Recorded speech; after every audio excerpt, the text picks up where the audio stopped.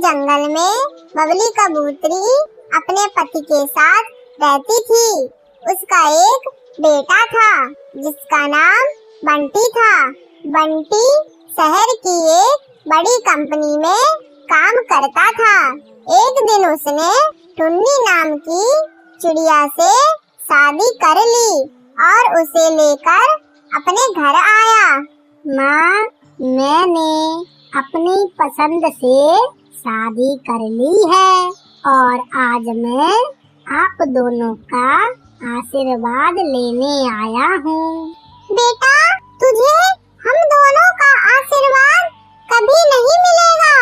हम दोनों ने अपना पेट काटकर तुझे शहर में पढ़ाया, कभी किसी चीज की कमी नहीं होने दी। आज जब तू अपने पैरों पर खड़ा हो गया तो अपनी मर्जी से शादी कर ली। तूने हम दोनों की इज्जत का भी नहीं सोचा। जा यहाँ से, मेरा अब तुझसे कोई रिश्ता नहीं। चला जा यहाँ से, फिर कभी वापस यहाँ मत आना। आज से हम दोनों मर गए तेरे लिए। माँ जी, ऐसा मत कहिए। पिताजी, आप कुछ कहते क्यों नहीं? आप चुप क्यों हैं? माँ जी को समझाइए ना। टुन्नी चिड़िया के रोने का असर बबली पर बिल्कुल भी नहीं पड़ता। वो अपने बेटे और बहू को वहाँ से भगा देती है।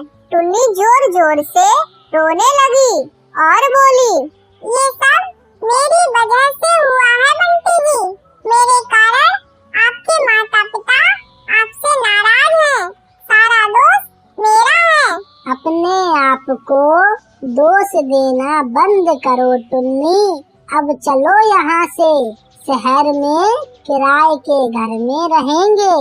बंटी कबूतर और टुन्नी चिड़िया शहर आ जाते हैं और किराए के घर में रहने लगते हैं। धीरे धीरे समय गुजर जाता है। इस बीच टुन्नी 2 बच्चों की माँ बन जाती है। एक दिन टुन्नी अपने बच्चों को खाना खिला रही थी। तब चिंकी टुन्नी से पूछती है, मम्मी, आप तो हमेशा कहती हो हमारे दादाजी और दादी माँ है, लेकिन वो कभी हमारे पास क्यों नहीं आते? आएंगे बेटा, बस वो अभी हमसे थोड़े नाराज हैं। इस बार जब तुम्हारी गर्मी की छुट्टियां होंगी ना, तो हम लोग तुम्हारी दादी माँ से मिलने चलेंगे। इस तरह कुछ दिन गुजर जाते हैं। एक दिन बंटी कबूतर की अचानक तबीयत खराब हो जाती है। ऐसा लगता है अब मैं नहीं बचूंगा।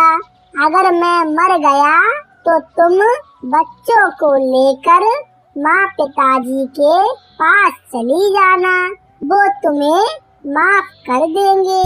ये आप क्या बोल रहे हो बंटी जी? आपको कुछ नहीं होगा।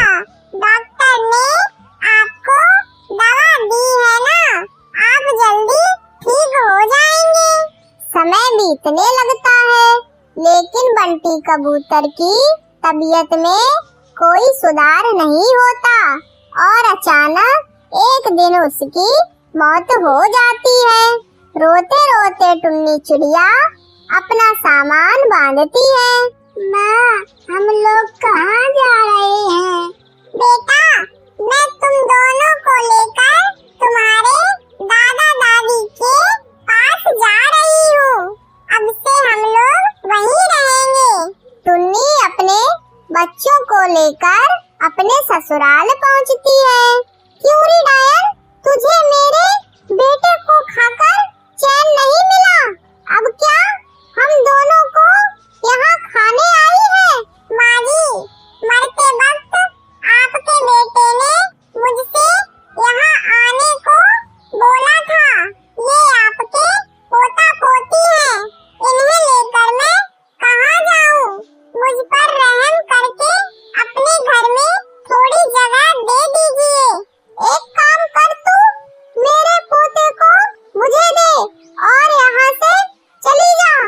बबली कबूतरी टुन्नी से उसके बेटे को छीन लेती है और उसे वहाँ से भगाने लगती है।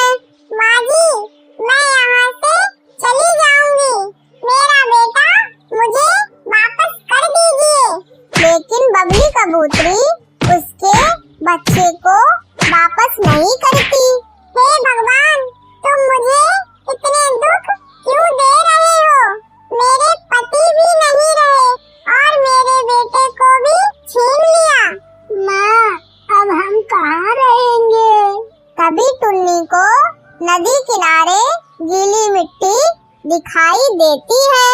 वो उस गीली मिट्टी से एक छोटा सा घर बनाती है और टुन्नी चिड़िया अपनी बेटी के साथ उस मिट्टी के घर में रहने लगती है। एक जंगल में बहुत सारे पक्षी रहते थे। उसी जंगल में एक टुन्नी चिड़िया जो अकेले ही टूटे फूटे घोंसले में रहती थी। इन दिनों जंगल में बरसात का मौसम था। सारे बादल आसमानों में अपने अंदर पानी लिए घूम रहे थे। अरे बाप रे, आसमान में तो कितने काले बादल हैं। लगता है आज बहुत जोरों की बारिश होने वाली है। अब मैं क्या करूं? कहीं बरसात ज्यादा हो गई तो मेरा घोंसला तो पूरा टूट जाएगा। पहले ही मेरा घोंसला कितना टूटा फूटा है। इससे पहले कि बारिश शुरू हो जाए, मुझे अपना ठिकाना कहीं और करना होगा। टुन्नी चिड़िया उड़ते हुए जंगल के हर पक्षी के घोंसले में जाती है और हर पक्षी से मदद मांगती है, लेकिन कोई भी पक्षी टुन्नी चिड़िया को अपने घोंसले में नहीं रुकने देता। आखिर थक हार कर टुन्नी चिड़िया अपने घोंसले में वापस आ जाती है। तभी बारिश शुरू हो जाती है। बारिश इतनी तेज हो रही थी कि टुन्नी चिड़िया का घोंसला टूटकर गिर जाता है। टुन्नी चिड़िया पेड़ की डाली पर बैठी पानी में भीग रही थी। अरे बाप रे, कितना ठंडा पानी है। अरे बादलों, क्या आज ही सारे पानी की बरसात करोगे? अरे कोई है, मेरी सहायता करो। बारिश का पानी तेजी से आ रहा था। टुन्नी चिड़िया उस बरसात के पानी में पूरी भीग रही थी। जंगल का कोई भी पक्षी बरसात में उसकी मदद करने को नहीं आया। तब एक बादल उड़ते हुए टुन्नी चिड़िया के पेड़ के पास आता है। टुन्नी चिड़िया उस बादल को देखकर बोली, अरे बाप रे, ये बादल तो मेरे पास ही आ गया। चिड़िया बहन, मुझसे डरने की जरूरत नहीं है। मैं आपको कोई नुकसान पहुंचाने नहीं आया हूँ। मैं जब से आसमान में उड़ रहा हूँ तो मेरी नजर आप पर पड़ी। मैंने देखा कि आप अकेले यहाँ बैठकर बरसात के पानी में भीग रही हो, तो ऐसा क्यों चिड़िया बहन? वो क्या है ना बादल भाई, इस बरसात के पानी से मेरा घोंसला टूटकर गिर पड़ा है।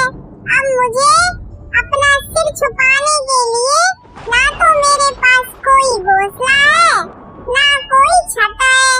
अरे चिड़िया बहन, अगर आप इसी तरह इस बरसात के पानी में भीगती रहीं तो आप तो बीमार हो जाओगी। इस जंगल में तो काफी सारे पक्षियों के घोंसले हैं, आप उनके पास चली जाओ ना। बादल भाई, मैंने हर पक्षी से सहायता मांगी पर किसी ने भी मेरी सहायता नहीं की। क्या? हमने तो सुना था कि पक्षियों में एक दूसरे के प्रति बेहद लगाव और प्रेम रहता है, पर आपकी किसी पक्षी ने सहायता नहीं की। ये कैसे हो सकता है? बादल भाई, समय के साथ साथ हर चीज बदल जाती है। चिड़िया बहन, आप मजबूत वाली लकड़ियों से अपना घोंसला बना लीजिए ताकि आपको बरसात के पानी से कभी कोई समस्या ना आए। बादल भाई, मैंने आपसे कहा ना, समय के साथ साथ हर चीज बदल जाती है। पहले जंगल में हर चीज मुफ्त में मिला करती थी, पर जब से दौर बदला है, पक्षी ने जंगल का हर इलाका अपने नाम कर रखा है। यहाँ मजबूत लकड़ियाँ हैं, वहाँ कुछ पक्षियों ने अपना डेरा डाल रखा है और वो मजबूत लकड़ियाँ भारी भरकम दामों में बेचते हैं। क्या जंगल में इतने बदलाव हो गए हैं? यहाँ सब कुछ बदल गया है, तो फिर आप क्या करोगी चिड़िया बहन? आपका घोंसला बनाना तो बहुत मुश्किल है। हाँ बादल भाई, लगता है मेरे भाग्य में यही सब लिखा होगा। बचपन से लेकर अब तक कोई सहारा नहीं मिला, ना ही किसी ने हाथ थामा। अब तो ऐसी समस्या से निपटने की आदत सी हो गई है। चिड़िया बहन, आपको इस तरह तकलीफ में देखकर मुझे बहुत दुख हो रहा है। आप एक काम करिए, आप मेरे ऊपर ही अपना एक छोटा सा घोंसला बना लीजिए। ये कैसे संभव है बादल भाई? हाँ चिड़िया बहन, बिल्कुल संभव है। आपके लिए मैं लकड़ियाँ इकट्ठा करता हूँ, फिर आप मेरे ऊपर अपना एक घोंसला बना लीजिए। ऐसा करने से ना तो आपको बरसात से कोई दिक्कत होगी, ना ही गर्मी लगेगी। आपका जीवन एकदम अच्छे से बीतेगा और इसी बहाने मुझे भी आपका साथ मिल जाएगा। ये बात सुन के टुन्नी चिड़िया को बहुत सुकून मिलता है और वो उसी बरसात में धीरे धीरे एक एक लकड़ी उस बादल के ऊपर रखकर अपना एक सुंदर घर बना लेती है और उसमें रहने लगती है।